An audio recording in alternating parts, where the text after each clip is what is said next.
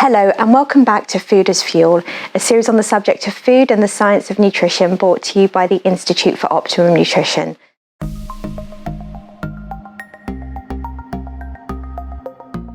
I'm Nicola Moore, a registered nutritional therapist and head of clinics here at the Institute for over 10 years. Today we're going to look at food cravings and also have an introduction to conscious eating.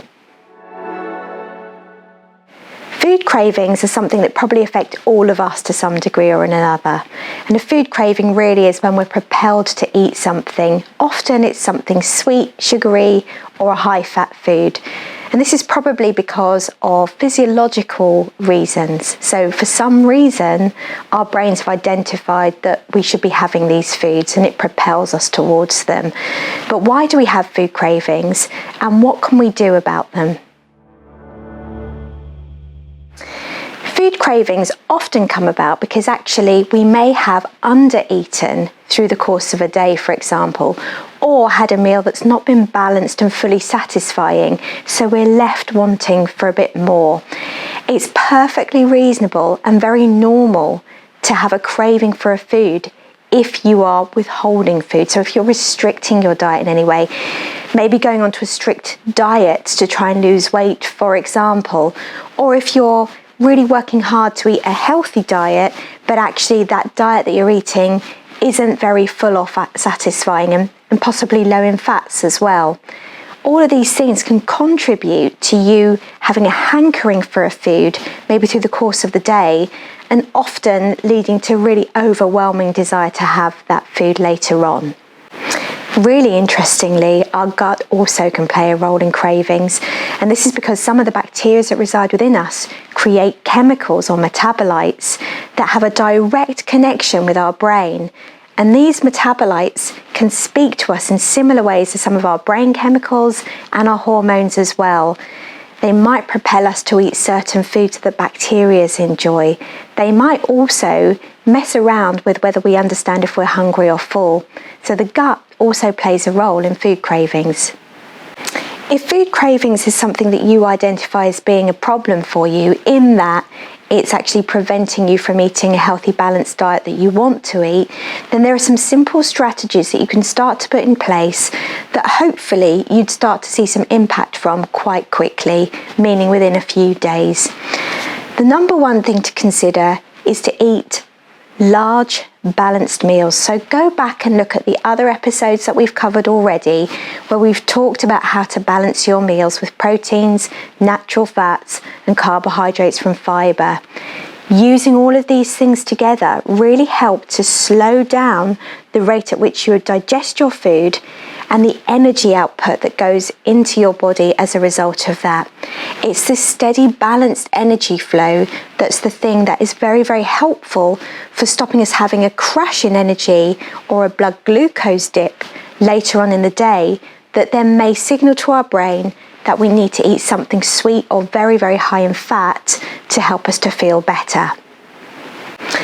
Another practical suggestion, if you like sweet foods, would be to add your sweet foods onto the end of your meal, rather than waiting for an afternoon snack, for example, where you might have something sweet like some chocolate or a biscuit or a cake with a cup of tea or coffee.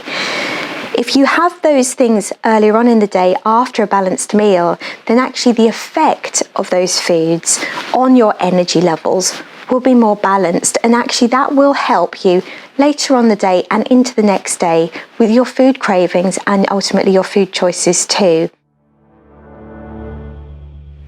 Having an understanding of blood glucose management can be really useful for helping you deal with cravings. This is because if we have dips in blood glucose levels in our blood, then it can propel us to have a craving or an overriding desire to eat and to eat quickly. The key and the trick with managing your food is to sustain a steady blood glucose level rather than having highs and lows. And if you go back to looking at what we were talking about with regards to carbohydrates and sugar in our earlier episode, then this explains this in a little bit more detail as well. But the bottom line is that when you eat a balanced diet that has some proteins and some fats in it as well as carbohydrates, you're going to slow down the rate at which your blood glucose level rises as the food is absorbed from your gut. This is important because this slow and steady rise helps to produce a slower and more steady production of the hormone insulin, which is involved in taking your blood glucose and escorting it into your cells to be used for energy or to be stored as fat.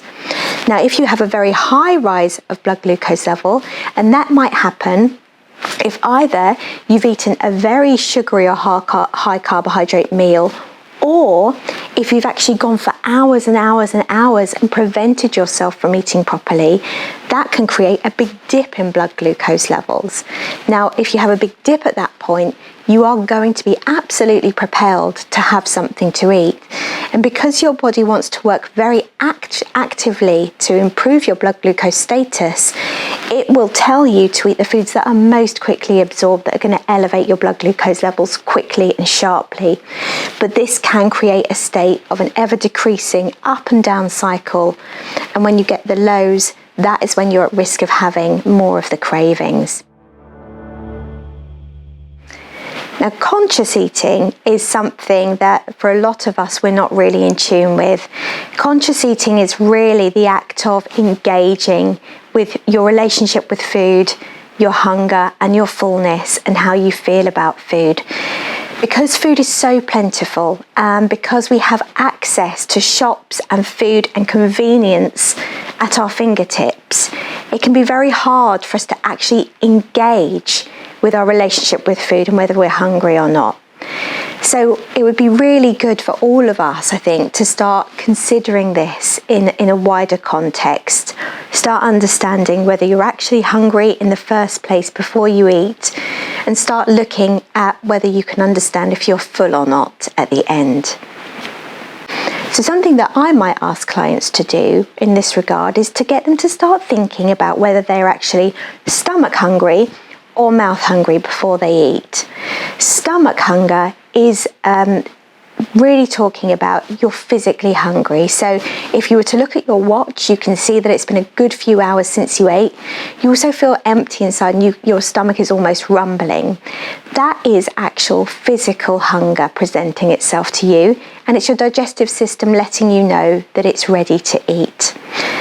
Mouth hunger, on the other hand, is when we just fancy something. So if we do the other checks and balances involved with stomach hunger, the answers might be different. So if you look at your watch, you might be able to see that actually it wasn't that long ago that you ate, and that you don't have those physical signs of hunger. It's more mentally, your brain is sort of saying, I fancy something, or a certain food is calling to you. So that's more of a mouth hunger.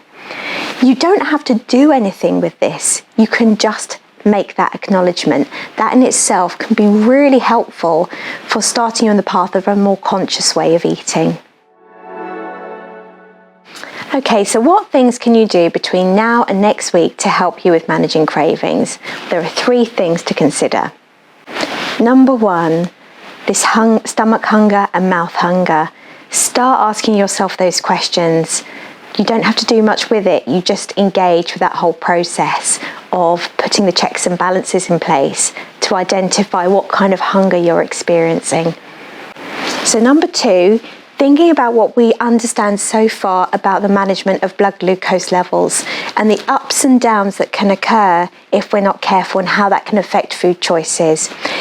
If you are withholding food throughout the day, or only eating very small amounts, or working hard to eat a very, very low calorie, low fat diet, the chances are that over time your blood glucose level in the day is going to drop down to a point where you are just propelled to want to eat food and driven to eat the sorts of foods that you don't want to have necessarily. So it's far more useful for you to eat balanced, largish meals that are going to keep you really nice and full for a sustained period of time. Breakfast, lunch, dinner. Give yourself a few hours in between to digest those foods, but balance your meals out with the proteins, the fats and the fibres to really help sustain your blood glucose levels, because otherwise, of course, you're going to be craving later on. It's a mechanism of just being deprived of food. So you can't blame yourself or your body for craving if your blood sugar level drops significantly. And number 3, If you're the sort of person that does have a sweet tooth and enjoys having sugary things, that's okay, but you might find it's more useful for you to have those foods at the end of a meal in a small amount, just to put a full stop on your meal and to hopefully prevent you from having more of a hankering for those sorts of foods later on in the day. Because if you eat them later on in the day on their own, the chances are that will give you a big drive up of your blood glucose level, and that isn't so helpful for how you'll feel the next day in terms of how you make your food choices. So give yourself the full stop, allow yourself to have something sweet to eat, but do it after a balanced and nourishing meal. So that's all for today. I hope you found this episode useful.